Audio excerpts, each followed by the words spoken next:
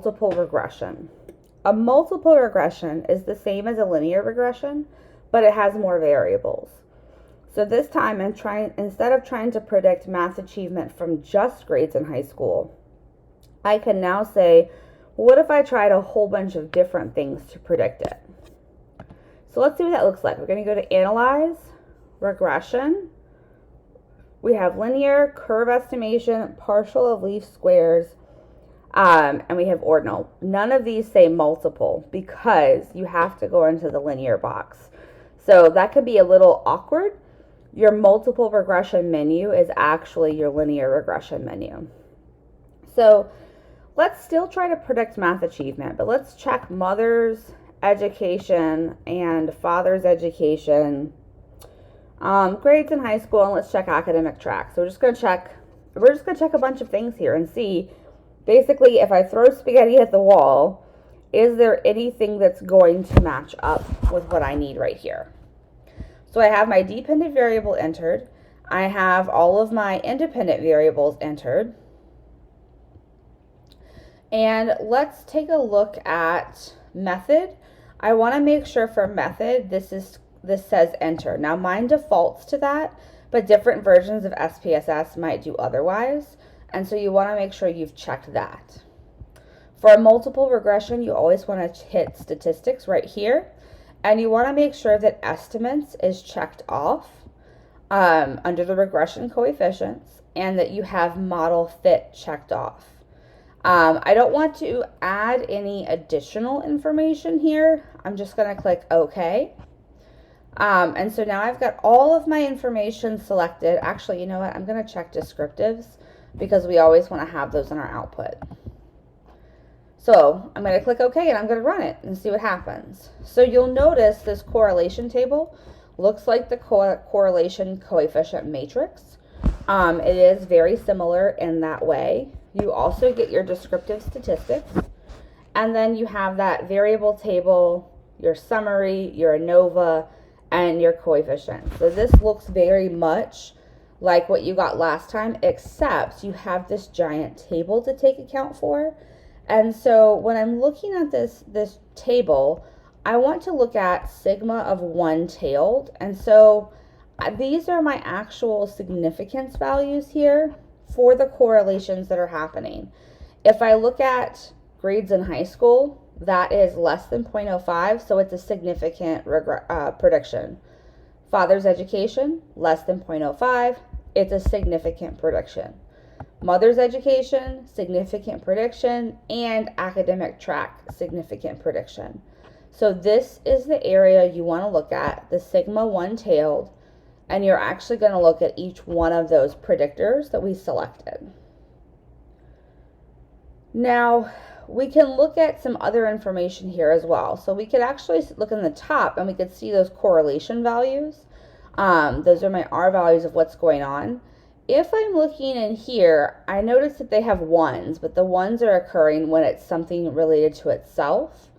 Other than that, I see it looks like mother's education is highly related to father's education with the regression here, the correlation. I see that I have a pretty low relationship between grades in high school and mother's education. So I can look in this top area to see those regression values, but I see that they're all significant. But you can actually see the R values in here.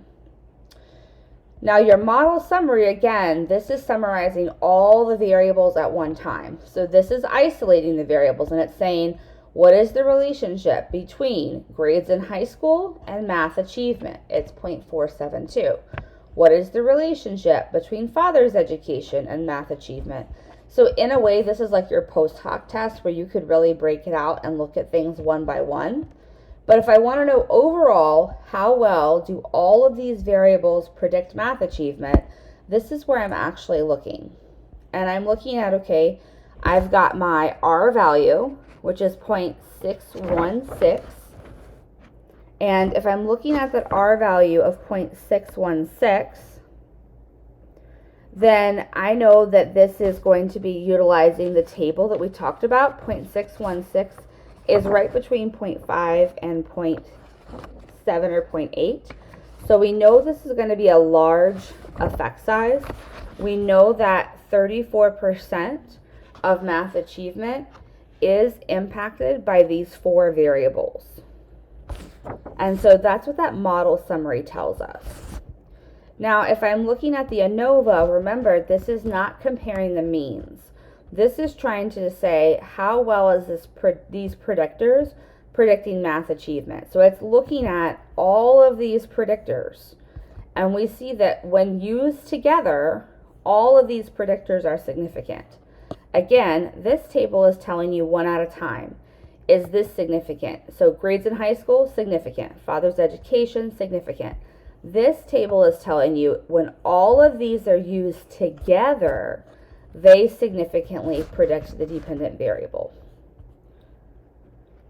Then I have my coefficients table, and so the constant is going to be my y-intercept, and then I have different coefficients based on the different information here. So grades in high school is going to have a different slope than father's education, is going to have a different slope than these.